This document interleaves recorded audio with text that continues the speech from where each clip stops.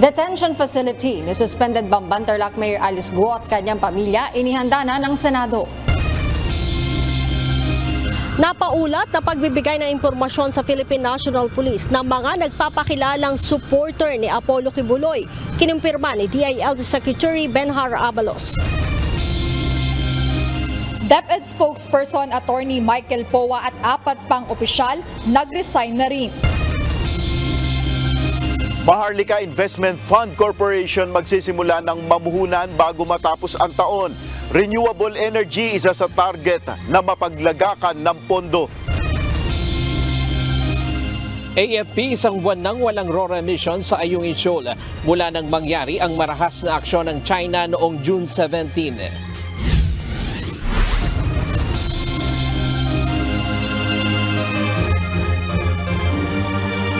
Magandang hapon Pilipinas at sa buong mundo. Una sa ating mga balita. Patuloy ang paghahanap ng mga otoridad kay Apollo Kibuloy at 4 na kapwa akusado sa kasong child and sexual abuse and trafficking. Ngunit ayon sa Philippine National Police, may maganda na silang impormasyon sa kinaroroonan ng mga ito.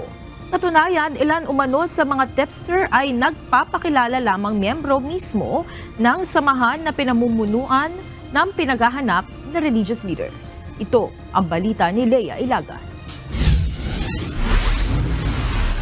Well, maraming info kung saan-saan. But again, mukhang we are on the right track here. Okay? We are on the right track. Hindi ko na muna sasabihin kung saan. Okay? Maraming Basta salamat, right sir. track. May tinututukan ng impormasyon ang Philippine National Police sa posibleng kinaroroonan ni Kingdom of Jesus Christ leader Apollo Kibuloy at 4 na co-accused nito. Ayon kay Interior and Local Government Secretary Benhar Abalos, marami na ang nagpapadala ng mga impormasyon sa PNP matapos na ilabas ang reward money para sa paghahanap sa mga akusado. 10 milyong piso ang alok na reward sa makapagbibigay ng impormasyon para maaresto si Kibuloy, habang tig-1 milyong piso naman sa mga co-accused nito. Yes, yung mga ganong bagay. Yung mga sightings, kung saan siya ngayon, makakasama niya. Yes. May natanggap na rin umano silang impormasyon mula sa mga nagpapakilalang miyembro ng religious group na pinamumunuan nito. Kailangan lang aniya itong i-verify para makasigurado kung nagsasabi sila ng totoo. Hindi malayong mangyayari yun. Hindi malayo. No? Meron, pero you have to filter eh. Kasi magmula nung nag-ano tayo, yung nangyari, itong nga kay Ginang Canada, nangyari ito dahil nga because of this mga information na nagsabi. Kinumpirma rin ni Secretary Abalos na mayroong ilang pribadong individual na nais na magbigay ng dagdag na pabuya sa sino mang makapagtuturo sa kinaroroonan ng grupo ni Kibuloy. Well, merong iba, pero nga ako, alam mo, naging controversial nga ito eh. Kaya nga sinabi ko, kayo na lang magsalita, no? Kung talagang gusto nyo pang tumulong, wala naman problema. Pero kamukha ng sinasabi ko nga, mas malaking bagay ang impormasyon talaga na mas makakadiin at makakatulong. Noong Webes, nahuli ng mga tauhan ng PNP sa Davao, si Pauline Canada, isa sa co-accused ni Kibuloy sa kasong qualified human trafficking, sexual at child abuse. Lea Ilagan, UNTV, News and Rescue. Diyos ang aming sandigan, serbisyo publiko ang aming pinahahalagahan. Nakahanda na ang detention facility ni suspended Bamban Tarlac Mayor Alice Guo at kanyang pamilya sa oras na maaresto ang mga ito ng Senado. Nilinaw naman ng liderato ng Senado na walang special treatment na ibibigay sa mga o sa suspendidong alkalde. Ito ang balita ni Harleen Delgado. Here I can assure her security 24/7. I've done it before. I was commander before, and I assured the people within my area of responsibility that they're safe. Ligtas at komportable. Iyan ang pagtitiyak ng Senado kina suspended Bamban Tarlac Mayor Alice Guo, kanyang mga kapatid, tatay at sinasabing nanay na ipinaaresto ng Senado matapos mapatawan ng contempt dahil sa hindi pagdalo sa mga nakaraang pagdinig. Ngayong araw, ipinasilip ng Office of the Senate Sergeant at Arms o OSAA sa mga miyembro ng media ang magiging detention facility ni Mayor Guo. Nasa loob ito ng Senate compound sa may tapat ng Senate building at katabi ng Senate Security Unit ng Philippine National Police. Nakahiwalay ito sa 3 detention room sa basement ng Senate building. Paliwanag ni OSAA Chief Retired Lieutenant General Roberto Angcan, dating daycare center ang detention facility. Ni-refurbish ito noong nakaraang taon upang gawing detention room dahil sa pagdami ng mga resource person na pinapatawan ng contempt at pinaaresto ng Senado. Ito yung itsura ng magiging detention room na suspended Bamban Tarlac Mayor Alice Guo at kanyang pamilya dito sa Senado. Ayon sa OSAA, hanggang 8 katao yung capacity nitong kwarto. Meron itong panikuran, meron ding 3 bunk beds na bago yung karamihan ng mga kutsyon, meron ding water dispenser dito at air-conditioned din itong kwarto at meron pang mga roller blinds. Lalagyan din dito ng dining table. Ayon sa OSAA, ligtas at magiging komportable ang pag-stay dito ng pamilya Guo at handa rin anya sila sakaling may kailanganin ng pamilya Guo at iba pang idititineng resource persons. Ayon kay Angcan, papayagang bumisita anumang oras ang immediate family at abogado. Maging ang mga kaibigan nila pwedeng dumalaw, ngunit tuwing office hours lamang at dadaan sila sa mahigpit na vetting process at screening. This is na kulungan. This is only detention. Kung kulungan, nakarehas yan. Wala namang rehas yan. It's only a detention facility. Nakita ko naman, may aircon nga yung iba nga, wala nga aircon. Comfortable naman sila May toilet and bath naman dyan, may water. Depende sa sa standard mo. Kung hotel type, hindi sa hotel type. But they're comfortable naman. Tiniyak naman ni Senate President Francis Cheese Escudero na walang special accommodation na ibibigay kay Mayor Guo. This is not a penalty. This is not a punishment for the commission of any crime. Itong pagdetena sa kanya ay para tiyakin lamang na siya ay mag-a-attend ng pagdinig ng Senado. So para sa akin, kung ano ang detention facility natin para sa isang ordinaryo akusado, dapat aplikable yan sa mayor, governor o sino mang opisyal. Kung aayusin namin, maayos yan para sa lahat, hindi lamang dahil mayor siya. Sa ngayon, ipinag-utos ni Senator Escudero na pag-aralan kung papayagan ang pagdadala ng gadget sa loob ng detention facility. Batay sa Senate rules, bawal ang cellphone sa detention room at tanging cellphone ng OSAA ang maaaring gamitin ng mga nakadeteneng resource person. Wala akong nakikitang dahilan kung bakit hindi. Hindi naman mga drug lord to na pwede nilang pagpatuloy yung kanilang operasyon sa loob ng detention. Pangalawa, wala naman ako nakikitang delikadong kaganapan na mag-detect sila na mapuga sila mula sa detention facility. So, pinapa-review ko. Tingnan natin. Harin Delgado, UNTV News and Rescue. Diyos ang aming sandigan, serbisyo publiko ang aming pinahahalagahan. Mag-iisang taon na mula nang maitatag ang Maharlika Investment Fund na makakasuporta sa mga layuning pang-ekonomiya ng bansa. Sa ngayon, mayroon na itong sapat na kapital upang muhunan sa mga proyekto na makapagdadala ng maraming kita sa pamahalaan. Isa sa target ng Maharlika Investment Corporation o MIC na unang paglaanan ng puhunan ang sektor ng enerhiya. Ito ang balita ni Nel Maribuhok. Before the year ends, meron na po tayong mga in-expect na investments na gagawin. Nasa 75 billion pesos na ang kabuang capital contribution na nasa Bureau of Treasury para sa Maharlika Investment Corporation o MIC. At bago matapos ang taon 2024, inaasahan na masisimulan na ang paglalagak ng pamumuhunan nito sa ilang mahalagang sektor. Ayon sa President and CEO ng MIC na si Rafael Consing, tututok muna sila na mamuhunan sa mga mahalagang sektor dito sa Pilipinas. At kung magbunga na ito ng malaking kita, ay doon na lamang nila ikokonsidera na maglagak ng investment sa labas ng bansa. Lahat ng mga investment dito po sa Pilipinas, pagka kumikita na po yung kumpanya at meron na po tayong mga excess, at saka na po natin pwede yan ilabas sa Pilipinas so that we can invest abroad. Ayon sa MIC top executive, patatakbuhin nila ang korporasyon bilang private equity. Ibig sabihin, direktang mag-i-invest ang MIC sa mga kumpanya. Isa ang renewable energy sector sa tinitignan nila na mapaglagakan ng Sovereign Wealth Fund. Ang makakapagpababa po ng presyo ng kuryente ay yung tinatawag nating renewable power. Okay? At kung ang renewable, para makapag-roll out ng renewable power, kailangan po, nandun po yung mga distribution lines. At doon po tayo magko-concentrate. Paliwanag ni Consing, malaking porsyento ng mga nangakong mamumuhunan na dayuhan sa Pilipinas ay para sa sektor ng renewable energy. Inaasahan nila na malaking tulong rin ito upang magkaroon ng sapat na supply ng kuryente ang mga malalayong lugar ng bansa. Nel Maribuhok, UNTV News and Rescue, Diyos ang aming sandigan, serbisyo publiko ang aming pinahalagahan. Ipinagtanggol ng Department of Finance ang paggamit sa unused at idle funds ng government corporations gaya ng Philippine Health Insurance Corporation o PhilHealth.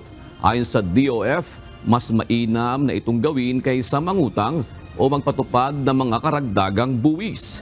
Sa inilabas na pahayag ng kagawaran, sinabi nito na ang paggamit sa mga sobrang pondo ng mga ahensya o korporasyon ng pamahalaan ay hindi makakaapekto sa kakayahan nito na maghatid ng serbisyo. Binigyan din ito na ang naturang hakbang ay alinsunod sa General Appropriations Act of 2024. Nilinaw din ng Finance Department na ang pondong ginagamit para sa urgent national projects ay hindi kinukuha o nagmumula sa kontribusyon ng mga membro kundi sa hindi nagagamit na subsidiya ng pamahalaan. Nakapili na si Donald Trump ng magiging running mate sa 2024 presidential election. Ito ay dating anti-Trump na si J.D. Vance, isang Republican U.S. Senator mula Ohio. Ito ang balita ni Sonny Cos.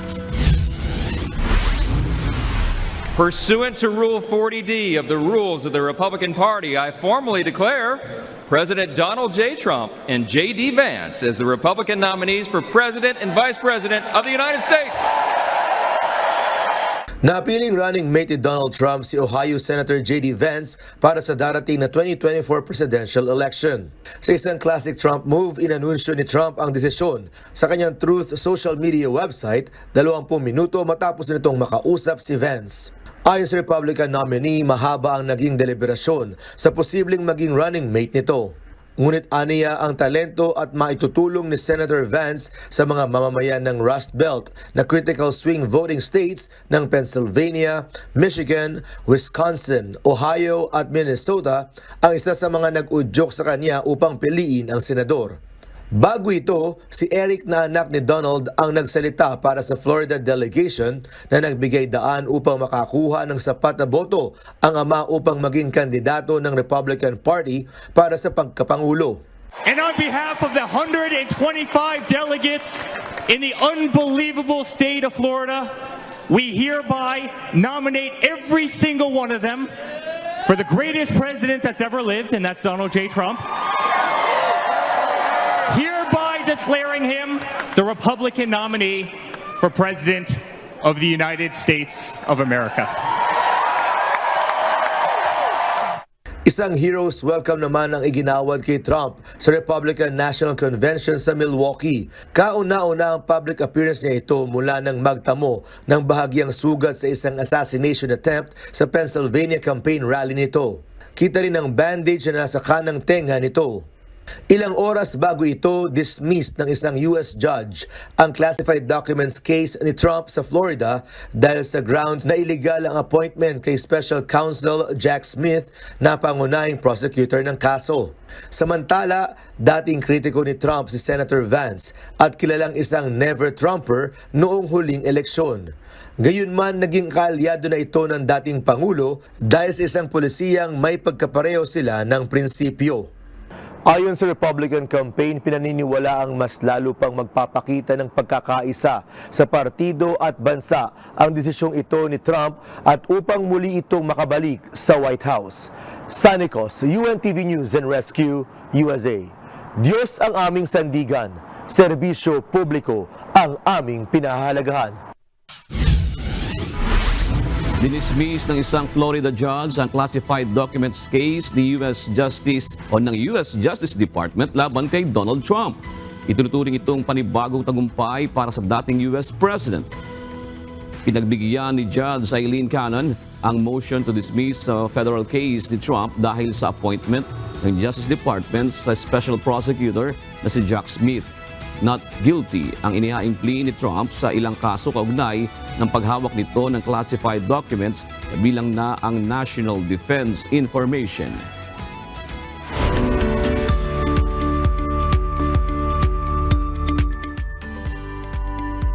Na-turn over na ng Ducati Philippines Adventure Team ang grand prize ng first season ng Manibela Challenge sa kanilang chosen beneficiaries. Gagamitin ng dalawang charity groups sa pangtustos sa gastusin ng mga pediatric cancer patients at livelihood program ang napanalunang 500,000 pesos.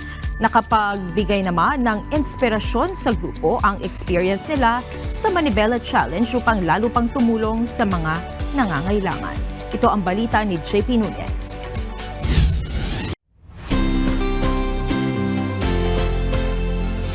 Ito pong activity na ginawa, charity event na ginawa ng Ducati with partnership po ng Manibela Challenge is malaking tulong po yung 250,000 for our sustainability. Napakalaking tulong at marami ang matutulungan pong mga bata, especially ang mga cancer patients and yung carers namin.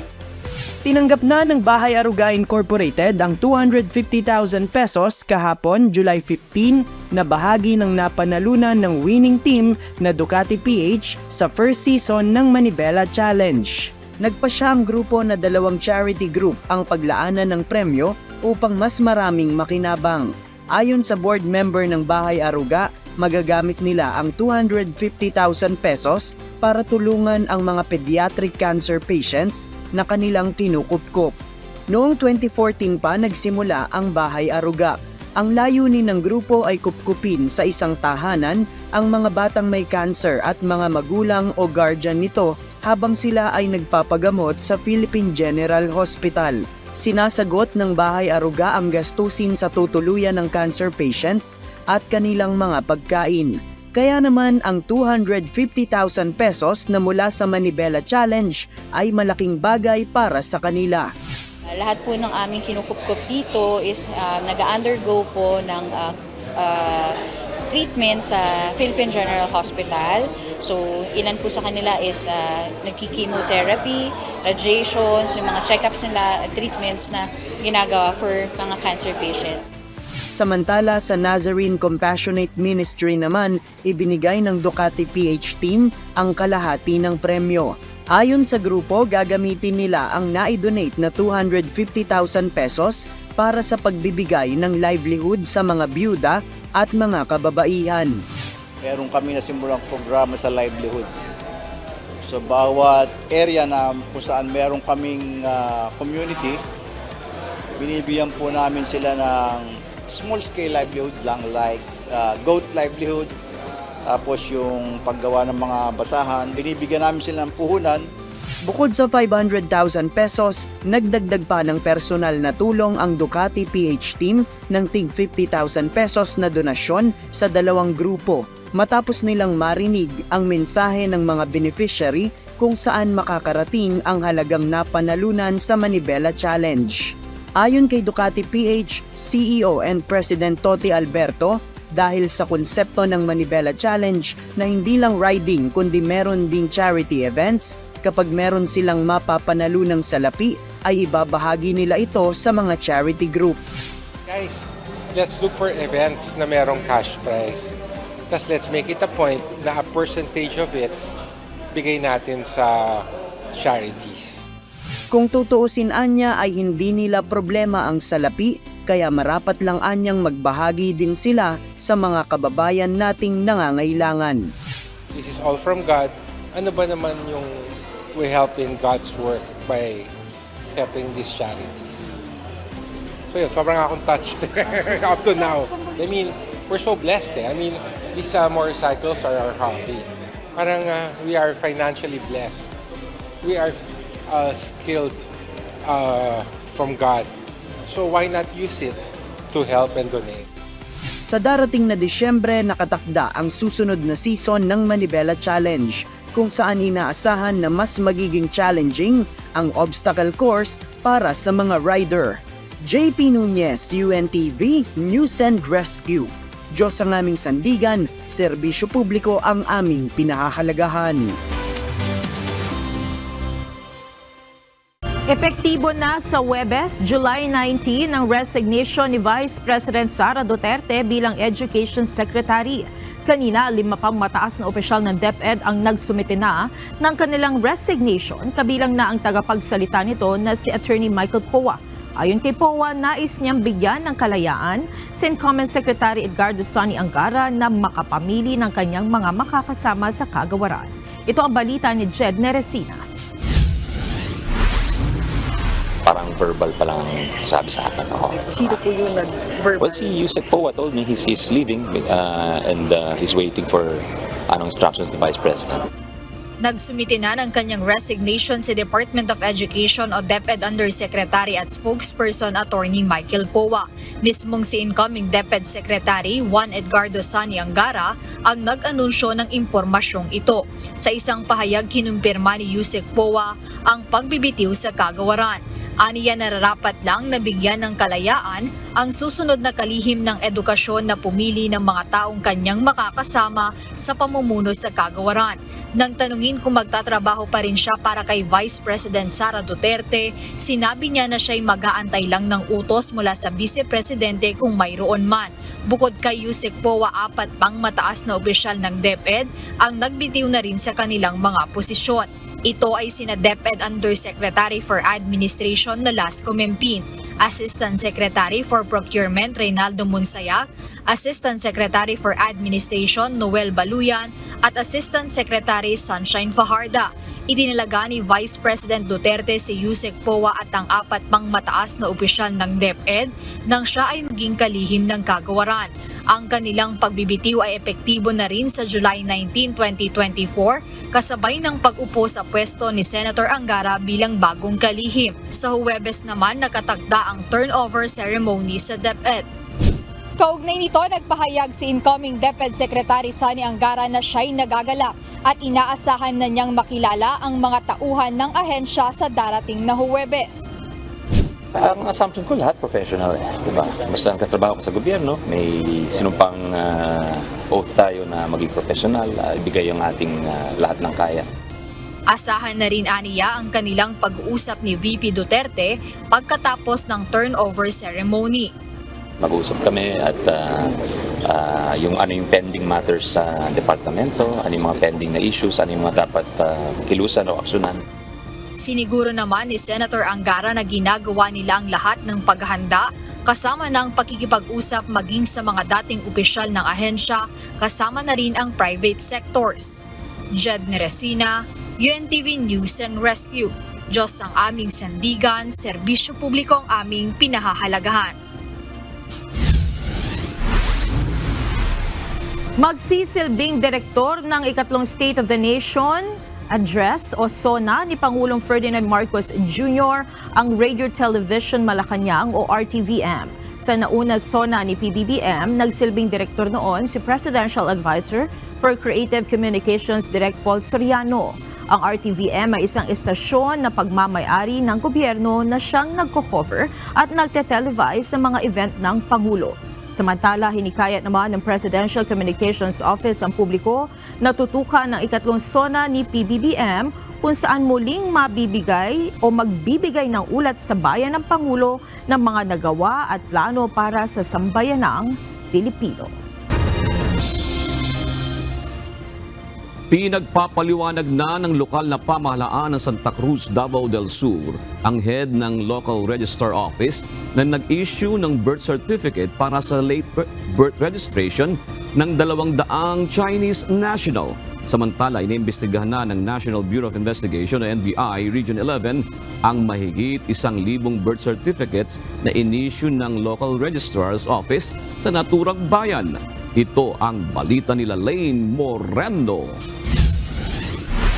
I-issue na lang ako siya. Nako-issue ko sa order siya nga about ano yung mga isuan sa mga spurious nga kanang gi-allege diri ba nga spurious certificate. Kung gitanggal na yun ako siya diya as a head sa LCR. Pinadalhan na ng show cause order ng lokal na pamahalaan ng Santa Cruz, Davao del Sur ang head ng Local Register Office na nag-issue ng mga falsipikadong birth certificate sa nasa 200 Chinese national. Ayon kay Santa Cruz Mayor Jose Nelson Sala Sr., hinihingan nila ng paliwanag hanggang sa Huwebes ang naturang head na naka-assign sa Local Civil Register's Office simula pa noong 1994 hanggang April 2024. April 1, 2024, tinanggal na ito bilang head ng LCR at inilipat sa Municipal Agriculture Office para bigyang daan ng investigasyon. Bumuo na rin ng fact-finding committee ang lokal na pamahalaan para imbestigahan ang pag-issue ng mga falsipikadong dokumento sa mga kumukuha ng late birth registration. Ang fact-finding committee ay binubuo ng Municipal Legal Officer, Municipal Assessor at ilang mga konsultad. Ayon pa kay Mayor Sala, simula 2016 hanggang 2024, mahigit 1,000 birth certificate na ang inisyu sa late birth registration. Isa-isahon yun mo na ito mong lugar at tanaw ni tanan. So na ko sa 2016 kanang ginasulti ni Radia nga 200 dili pa na mao. Mas daghan na ang akong nanak ko sa mga 1,400 plus. Hindi rin umano nito alam kung mayroong mga sindikato o fixer na nasa loob ng LCR.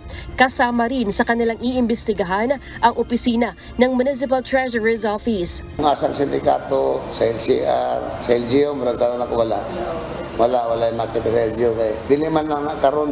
Kung na may sindikato, diyan lang silang departamento. Kahapon, pinuntahan ng National Bureau of Investigation 11 ang Local Civil Register's Office ng Santa Cruz upang kunin ang iba pang mga birth certificate na inisyu sa late birth registration.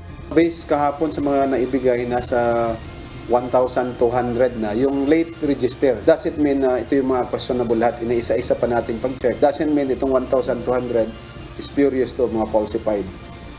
Meron din dito mga nag-process ng maayos.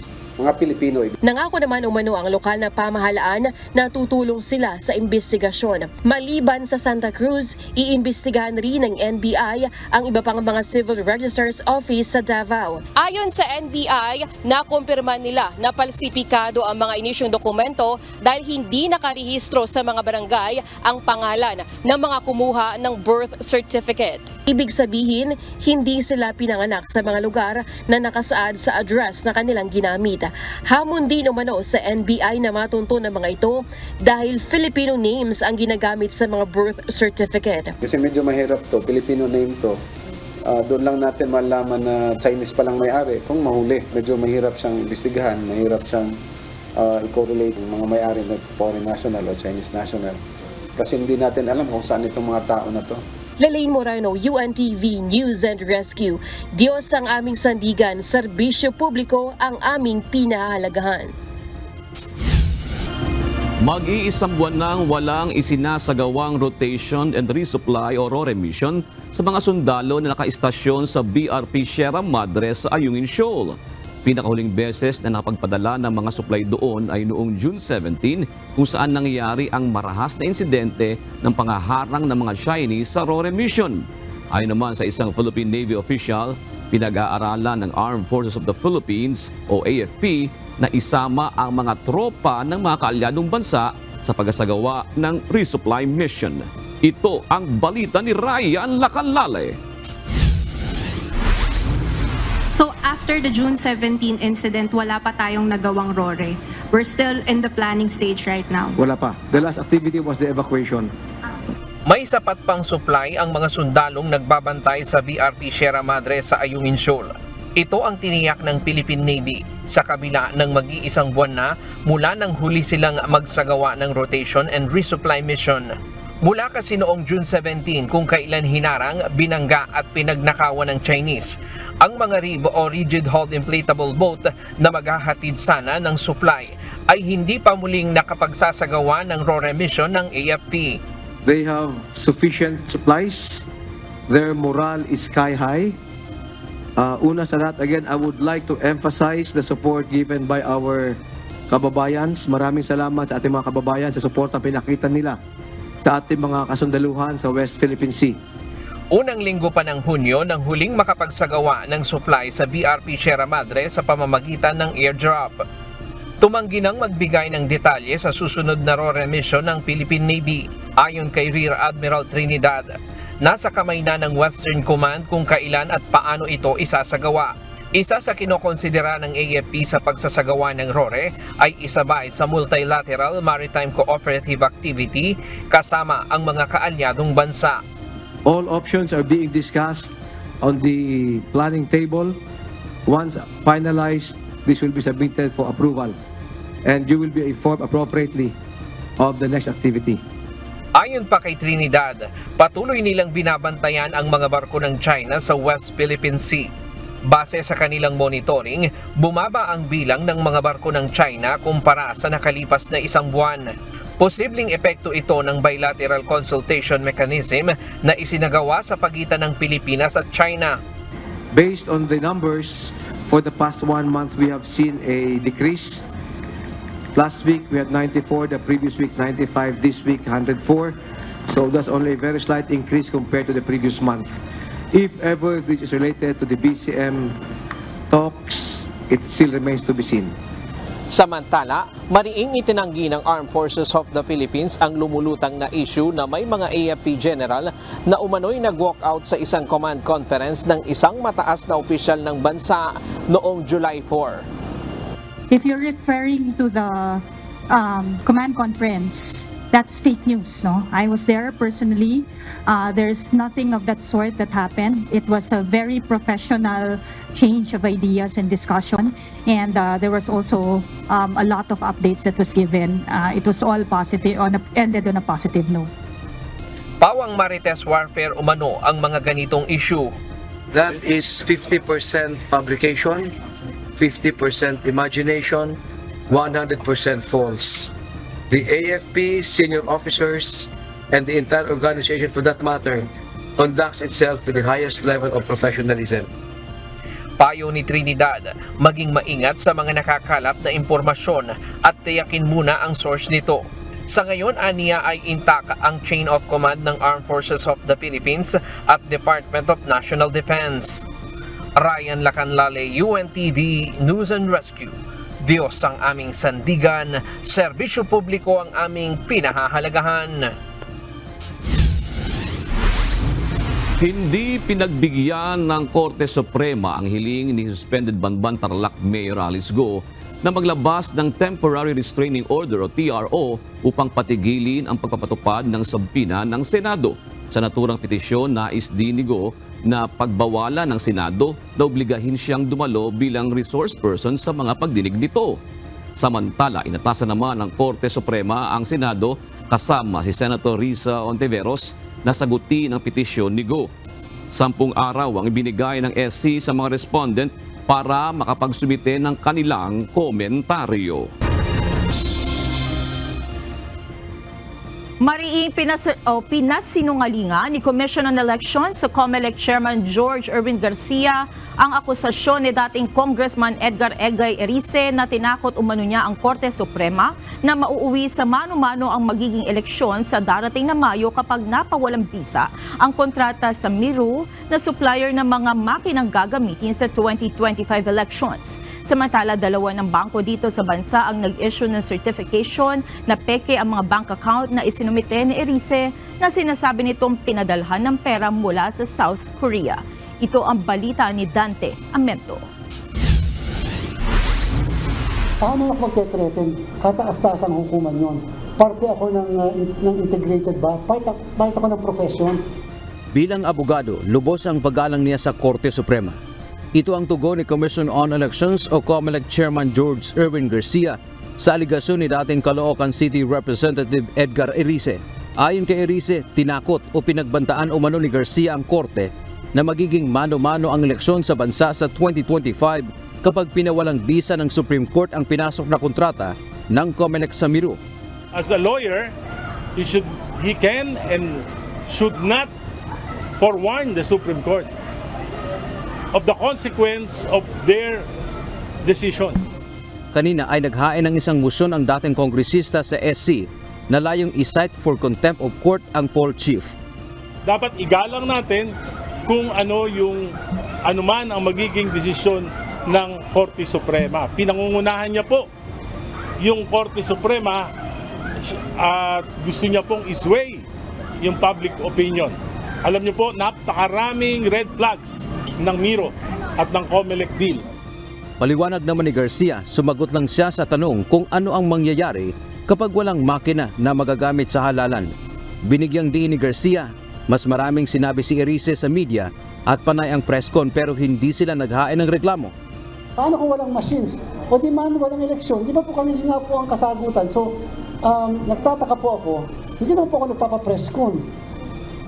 Meron nga po dyan nagpapress con, kabila eh. Nakahandaan niya siyang sagutin ang motion ni Erice kapag ipag-uutos ng kataas-taasang hukuman. Samantala sa pagharap ni Garcia kanina sa kapisanan ng mga broadcaster ng Pilipinas o KBP, kabilang sa binanggit nito ang isyu ng pagsusumite ni Erice kahapon sa COMELEC ng dokumento na naglalaman umano ng 14 na offshore at local bank accounts na umano'y nakapangalan kay Garcia. Sa mga bank account na ito umano ipinadala ang $15 million na pera mula sa South Korea. Nanindigan si Garcia na peke ang lahat ng ito. Nakukumpel ako sapagkat kinakailangan ng paliwanag ng sambayanan at kinakailangan isave ko ang integridad ng institusyon. Napakahirap po ng gano'n. Kaya nga po ang challenge ko, ako nanumpa, sana i-challenge po natin yung mga nag-aako sa panumpaan nyo rin. Sa katunayan, batay sa certification na inisyu ng Land Bank of the Philippines at Metrobank, sinabi ng mga ito na hindi umiiral o fake ang account na nandoon sa ibinigay ni Erice. Inaasahan na ang mga natira pang bangko dito sa bansa ay maglalabas din ng kaparehong certification.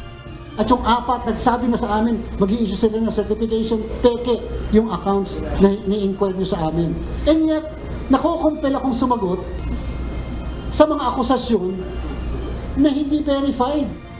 Patunay anya ito ng umiiral na demolition job sa COMELEC at isang grupo ang nasa likod nito bagamat hindi pa niya pinangalanan dahil sa investigasyon ng National Bureau of Investigation o NBI. Paliwanag ni Garcia, napilitan siyang sumagot sa mga paratang sa kanya at sa COMELEC dahil may napaniwala na nakasisira sa buong institusyon. Dante Amento, UNTV, News and Rescue. Diyos ang aming sandigan, serbisyo publiko ang aming pinahahalagahan.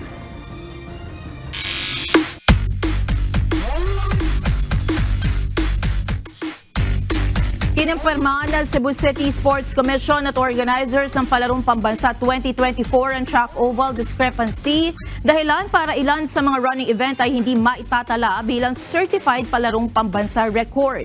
Sa kabila nito, makatatanggap pa rin ng medalya ang atleta sa naturang running event.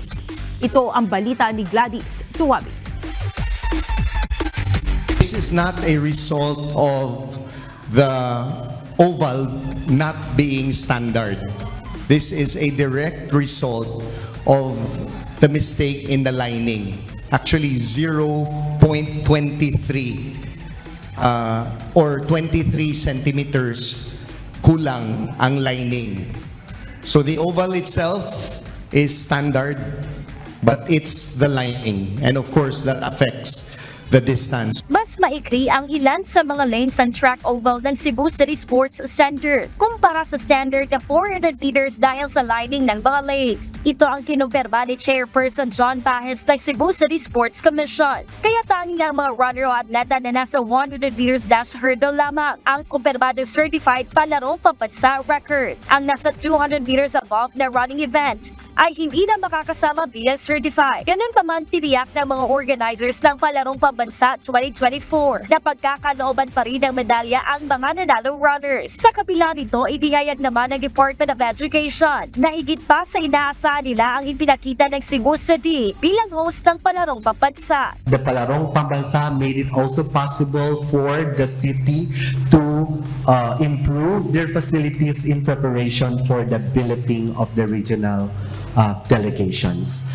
The tournament officials and the management of the games have been excellent as well. I'm so glad that they heeded to the call and we did not have major issues to reactivate or to activate our jury of appeals. I know it is premature to thank the Cebu City now, but we are in the home stretch of this event, and I am so glad that Cebu City exceeded my expectations. Ayon kay DepEd Assistant Secretary Francis Cesar Bringas, ang Secretary General para sa palarong pambansa, umanga sila sa kolaborasyon at pakikisa ng mga private sector sa lalawigan para sa matagumpay na pagdaraos ng event at ang pagsiguro sa kaligtasan ng mga atleta. Ilan sa mga bagay na sana ay makita rin nila sa mga susunod pang pagdaraos ng palarong pambansa. The lesson that we learned here in Cebu City, number one, would be to prioritize more the safety of our learners. We saw that in Cebu City, meron silang infirmary that can have a zero, yung kaagad-agad na aksyonan. So ibig sabihin, hindi ka aabutan ng minuto or oras na maaksyonan agad ang isang health condition ng mga athletes natin. And that is a good lesson that we learned here, that we want to replicate that in the succeeding palarong pambansa. Sa kabuuan, wala umanong maituturing na major issue sa palarong pambansa, kaya maituturing na matagumpay ang ginawang hosting ng Cebu City. Inaasahang sa susunod na taon ay gaganapin ang palarong pambansa sa probinsya ng Ilocos Norte. Kaya ilan sa mga opisyal ng probinsya ay dumayo rito sa Cebu City para tingnan ang pamamaraan sa pagdaraos ng palarong pambansa. Gladys Tuwabi, UNTV News and Rescue. Diyos ang aming sandigan, serbisyo publiko ang aming pinahahalagahan.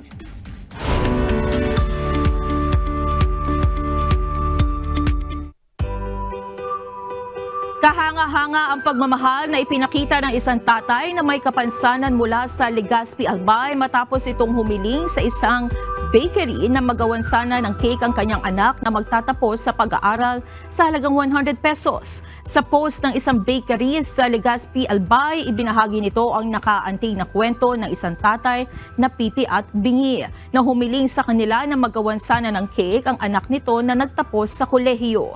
Sa isang larawan, makikita ang sulat ng tatay kung saan nagtatanong ito kung mayroong cake ang bakery na tig 100 pesos. Sinabi nito na bibili siya kahit maliit lamang at ito ay pang-graduation. Dahil sa kahanga-hangang pagmamahal ni tatay sa kanyang anak, pinagkalooban nito ng bakery ng isang cake na may dedication. Sa isang hiwalay na sulat, labis ang pasasalamat ni tatay sa may-ari ng bakery, kaya naman nag-alok ito ng kahit anong maitutulong niya, gaya na lamang ng paglilinis upang makabawi sa kabutihan nito.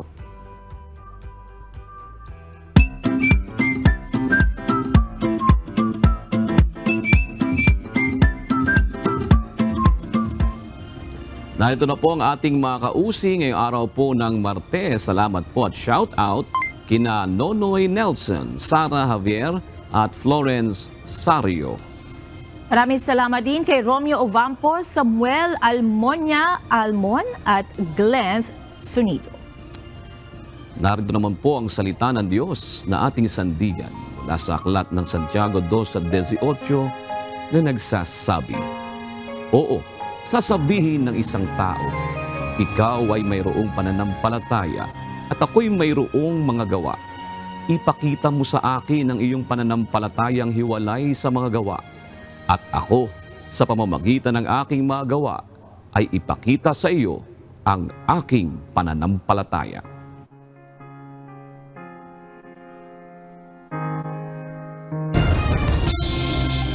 At yan ang kabuuan ng ating balitaan ngayong gabi. Aming inilahad ng buong katapatan kung paano namin nasaksihan. Ipo'y makapagtitiwala ng aming nakita at narinig, ang aming ibinabalita. At dito po sa UNTV, Diyos ang aming sandigan, serbisyo publiko ang aming pinahahalagahan. Magandang gabi po.